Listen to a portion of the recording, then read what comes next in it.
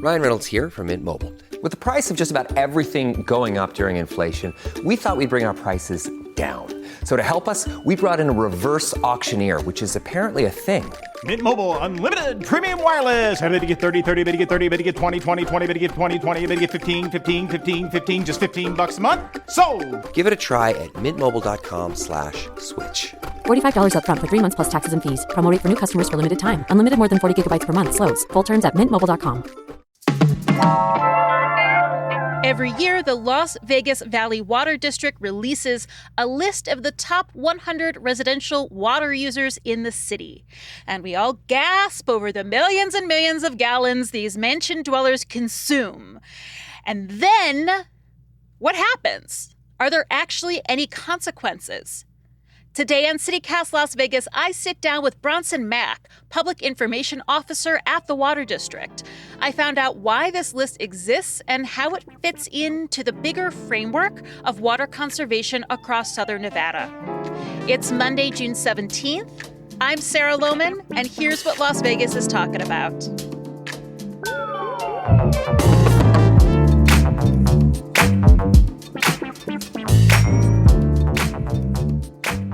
Mr. Mack, question for you. What is the top water users list and how did it come about? Well, Sarah, the top 100 water user list has actually been in existence for well over 2 decades. Oh, wow. I think it's important just to point out that the Las Vegas Valley Water District, we don't just produce this list annually just for fun. Right. But rather, we produce this list in response to public records requests that we receive primarily from the media, asking us who are the largest water users in the valley, both on the residential side and on the commercial side. Oh, so this is a solve for you for us asking nosy questions. And yet here you still are talking to us. So thank you. Absolutely. I mean, listen, we are a public agency. We are subject to public disclosure laws. And, with that, we want to make sure that we're being responsive to the media, their requests, and even the public's requests for records. And this happens to be one of those requests that we get every single year. So we produce this list specifically to be responsive to those public records requests. Oh, that's fascinating. Okay, let's get to the list. I've got some stats for you. You can confirm or deny them. I've read that 80% of Clark County homes use less than 163,000 gallons of water per year, and the average is right about 130,000 gallons. Yeah, that is pretty accurate. That 160,000 gallons that you referenced is about half of an acre foot. And an acre foot is a unit of measure that we use for water, and all of the water that we can use from the Colorado River is provided to us in acre feet. And a single acre foot is about 326,000 gallons. So those customers that are using less than 160,000 gallons are using less than half an acre foot, and that's pretty reasonable. I mean, you get a little variation in there, kind of on that high side, approaching that 160,000 gallon level, because you're right, the average residential customer is about 130,000 gallons per year. And thank you for the acre foot definition, because that's going to come up later. I'm going to ask you about some legislation that was recently passed. But for now, so people get a sense of the worst offenders. So we've got 80% of the county in that below 160,000 range. What is the gallon usage of some of the worst offenders in the city of Las Vegas? Well, as we look at the residential water user list, what you see here is you see properties that are obviously residential properties. Some of these properties are the largest residential properties that we have in Southern Nevada, not just based on square footage of the homes, but really more impactful is the square footage of the lot itself. Because these are large homes on large lots, there is a lot more irrigatable landscaping at these properties. And these properties have a lot of landscaping. It's very lush. They have a considerable amount of grass, the vast majority of them. They don't have to. Zero They don't have to. Yeah, that's absolutely correct. And I mean, you'd almost be confused seeing some of these homes and wondering, is that a golf course or is that actually a residential home? So with that large lot, with that additional landscaping, some of these properties have 1 or 2 swimming pools as well. These are properties that are using upwards of 1.5 million gallons a year, upwards to well over 10 million gallons a year. So Wow. they use more water in 1 month, Sarah, than the average resident uses in an entire year. I mean, so much more. We were talking about 130,000 gallons, and Correct. you're talking about 10 million gallons, or 1.5 million at least. Correct. That's what? I just flunked my percentile math here. Oh, I can tell you Please. exactly what it is. It's an egregious use of water is ultimately Yes. what it is.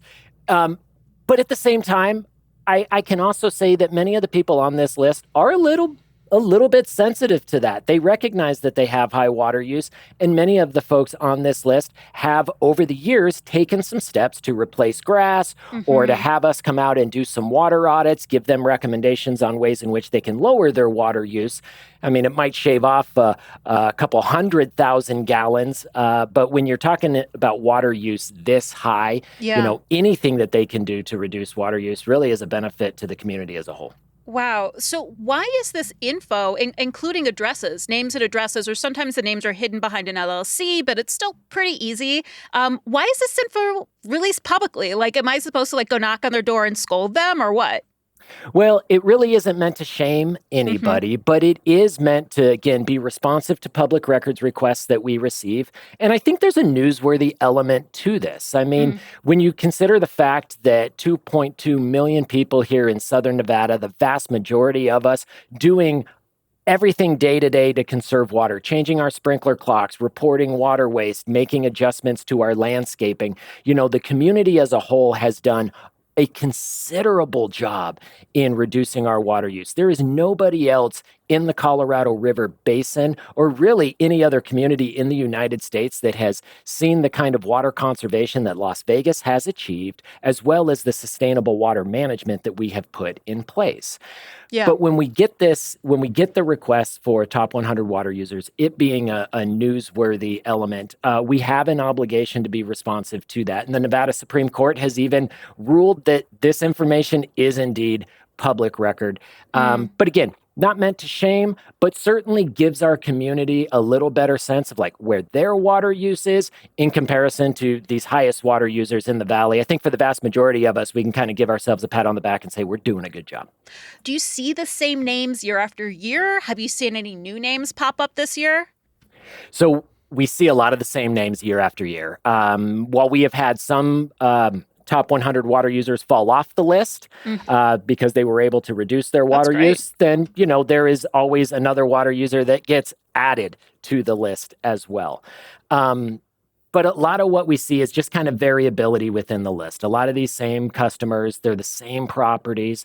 While they may have reduced their water use a little bit year over year, it hasn't been significant enough to have them ultimately fall off the list. At the same time, when we engage with a lot of these customers, many of them do take us up on some of the Southern Nevada Water Authority's offers to do water audits at their home and talk with them and go through kind of the ways in which they use water and how their sprinklers are set in their irrigation system so that they can have some recommendations for ways to improve. If we can reduce this water use, it's a benefit to everybody. Bronson, you're being very politic, and I appreciate that, but my producer has instructed me to call out some names, so here we go. I don't think that my call out is going to hurt them at all. Fair enough. They've been on the list year after year after year. We've got Miriam Adelson, who is the owner of the Las Vegas Review-Journal. We have Dana White, who is the president of UFC. We've got Floyd Mayweather, the very famous boxer. The Prince of Brunei is on the list, but that property sold last year, so I guess they're off the hook. And the Fertitta family are local casino moguls. So these are big money names. They're huge names. They're repeat offenders. I guess my bigger question is, what happens once this list comes out? Are there consequences? Are there penalties? Well, actually, these property owners have been paying penalties pretty much throughout the entire duration of their water use, certainly through calendar year 2023.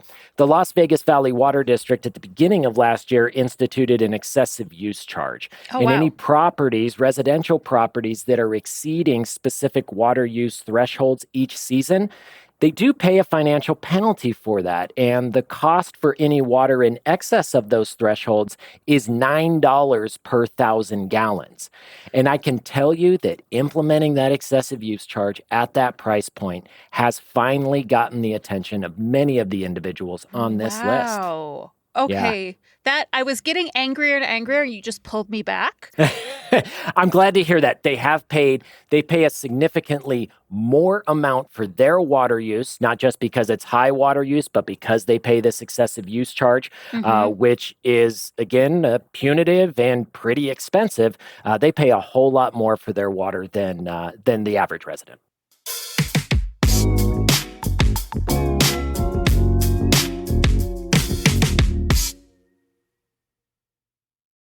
At Evernorth Health Services, we believe costs shouldn't get in the way of life-changing care, and we're doing everything in our power to make it possible. Behavioral health solutions that also keep your projections at their best?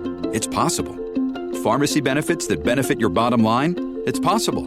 Complex specialty care that cares about your ROI? It's possible. Because we're already doing it. All while saving businesses billions. That's Wonder made possible. Learn more at evernorth.com/wonder. So you've already mentioned one piece of new regulation, relatively new. That's right? Correct. Okay. Yeah, the excessive use charge. The excessive use charge. But there's another bill that was passed recently as well. Can you explain Assembly Bill 220? Yeah, Assembly Bill 220 was passed by the Nevada legislature in 2023. And what the bill does, aside from a variety of other things, including helping septic users convert over to the municipal sewer so that their water use can be recycled like the rest of ours is, there is a provision within AB 220 that affords the general manager of the Southern Nevada Water Authority and the Southern Nevada Water Authority Board of Directors to limit water use in the valley for residents to no more than half an acre foot in the event that Lake Mead reaches some very critically low elevations.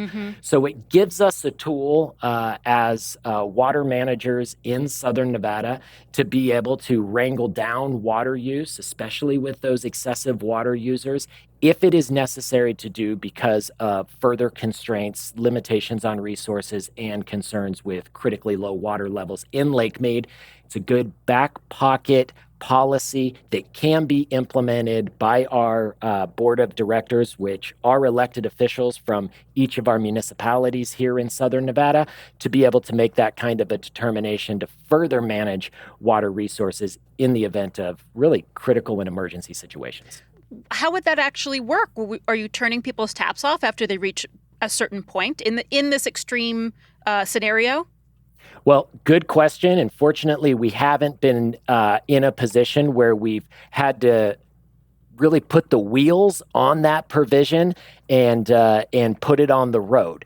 There are some things that we could do, but no final decisions have been made. Certainly, terminating or interrupting water service to an individual customer is a tactic that could be used. But I can tell you that we would start first with a whole lot of education and communication with the community, with those high water users, helping them understand what the potential penalties could be if they did not get below that half an acre foot, should that provision be implemented.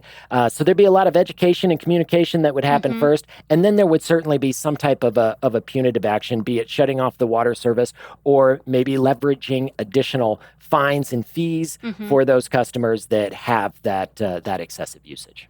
You know, and this is a good point that sort of brings us back to what we were originally talking about. 80% of the valley uses less than a half acre foot. Absolutely. So even under emergency conditions, this law would limit the top 20% of water users, not the majority of us in the valley. So why are we waiting for an emergency situation? Why aren't we doing it now? Well, because where we are at this point within our water resources and our water supplies, our community has made a lot of really tough choices over the past couple years that are just layered on of the tough choices that we have made over the past decade or two when it comes to water conservation. And, you can end up with a situation where the community is almost gets into conservation fatigue or policy fatigue. So we do try and make sure that we are implementing the policies and practices that are appropriate when they are appropriate to implement, rather than just layering on a whole lot of new policies and ordinances when they're not necessarily needed at this point. So it kind of in the same way that the Water District and the Water Authority develop their infrastructure to deliver it just in time for it to be needed and put into service. We also like to make sure that our policies and our practices that we are implementing are also really delivered in a just-in-time type of fashion. We've done a great job with conservation and our water management that we've done here in Southern Nevada, so we don't need to take that extreme step, but it's good that we have it in the back pocket to be able to limit water use if and when it's needed. So in theory, a top water's users list in an AB 220 world would look like everybody else's water bill. Well, you would certainly think that that would be the case, and that would absolutely be the goal to get that water use down. But until we really get to a point where we start looking at the implementation of that, it would kind of remain to be seen. But certainly, you're going to get diversification within water use throughout the community. It's not as if one home in one neighborhood uses the exact same amount of water as another home in another neighborhood. There can be a lot of variability there, but there is some consistency throughout. Based on the size of the homes that we see on the top 100 water user list, it would take them a little bit of work to get down to using less than half an acre foot. But if that is necessary, that would be the expectation, and they would be required to meet that standard as well. There's also a new study that found that agriculture makes up 74% of all the Colorado River usage, which is about 3 times the combined usage of all cities that draw from the river. So on one hand, we're, kind of obsessing about these high water users. We didn't even get to the commercial list, which you also released too, so we can talk about the casinos. But compared to growing food and growing beef, what these cities use is nothing. So in your opinion, does curbing the water usage of these top offenders, does it really matter in the grand scheme of things? Well, when we look at it on the micro level for Las Vegas's water supply and what our water demands are, it does matter because it can have an impact, a beneficial impact, driving down that water use. Look, water that we save is water that we get to store for our future use. So all of the conservation efforts that we've been putting forth have allowed us to build up a good savings account of additional water supplies that we can tap in the future. But you're absolutely right. As we look at it at the macro level, we could eliminate the water use of Denver, Phoenix, Tucson, Las Vegas, San Diego, Los Angeles, Santa Fe, Albuquerque. These are all water users of the Colorado River. And if we eliminated the water use of all of those municipal areas, it still wouldn't balance the supply and demand imbalance that we currently have on the river because agricultural water uses are so large and such an outsized proportion of that use. But keep in mind, when we go to the grocery store, when we visit the produce aisle, when we order a salad in the middle of December or get a hamburger that's got, the lettuce and tomato on it, more than likely all of that vegetation was grown using Colorado River water. So we benefit from that agricultural industry. So that is part of a larger conversation that needs to continue amongst the water users in the agricultural industry in the desert Southwest. And we could, in some ways, call that public water use in terms of agriculture because we can benefit from those if we so choose, as opposed to maybe benefiting from Dana White's landscaping. But if he wants to open up his yard as a public park, I will definitely be there taking a tour. And I guess I should also shout out, too, that Las Vegas returns a lot of water back into Lake Mead and creates a beautiful wetland park in the process of doing that, too. Yeah, you're absolutely correct. About 40% of all of the water that we use in Southern Nevada gets recycled and returned back to Lake Mead. Every gallon that we return back to the lake allows us to bring another gallon through the drinking water treatment process. This is how we sustainably extend and stretch our water supplies. And I guess with that, the other thing to keep in mind, 60% of our water supply, that's the water that we only get to use once. That's the water we consume from the Colorado River. And that's the water that we are putting on our landscapes, filling our swimming pools, washing our cars with if you wash your car in your driveway. This is water that is a one-time use. It is a consumptive use of water. So that's why we actually make conservation really easy in Southern Nevada. Focus on your outdoor water use. That's where you're going to get your water savings, and that's that help drive down your water bill as well. I mean, I drive past the watering regulations as I'm driving south on 515 all the time. But I think this is a good point. We're talking about washing cars, talking about swimming pools, we're talking about watering landscaping. And, I can't help but to feel like that the wealthy in the valley aren't held to the same water conservation standards as the rest of the valley, that because of their money, they can just buy themselves above the law. Why does it feel that way? Well, I would actually say that if you were just to look on this list, there's 100 individuals that are here, and many of them are in big homes on large lots. But there's also a lot of big homes on large lots where folks that are just as affluent as the people that are on this list, but they're not on this list. They're not on this list because they've made different decisions when it comes to their water use and mostly when it comes to their landscaping. When you consider the fact that we prohibited as a community the installation of grass in front yards in 2004 and have now prohibited any new grass installation, front yard, backyard, or anywhere else except a school, park, or cemetery going forward, that means that any new development that happened after 2003 doesn't have grass in the front yard. And we've got a lot of affluent neighborhoods like the Ridges in Summerlin, where you don't have homes that have the same amount of water-intensive landscaping, but are still occupied by some of our most affluent and successful individuals in the community, yet their water use is much lower, and a big distinction and differentiation there has to do with their outdoor water use. Bronson, thank you so much. I've really learned a lot from this conversation. Well, thanks so much for having me and helping keep our community water smart.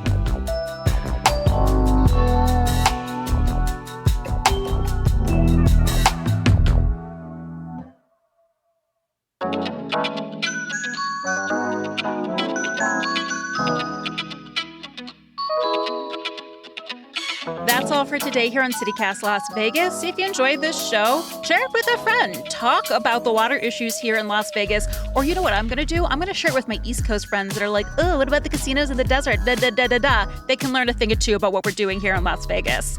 Also, while you're at it, rate the show, leave us a review, subscribe to our morning newsletter, and we'll be back tomorrow morning with more news from around the city. Take care.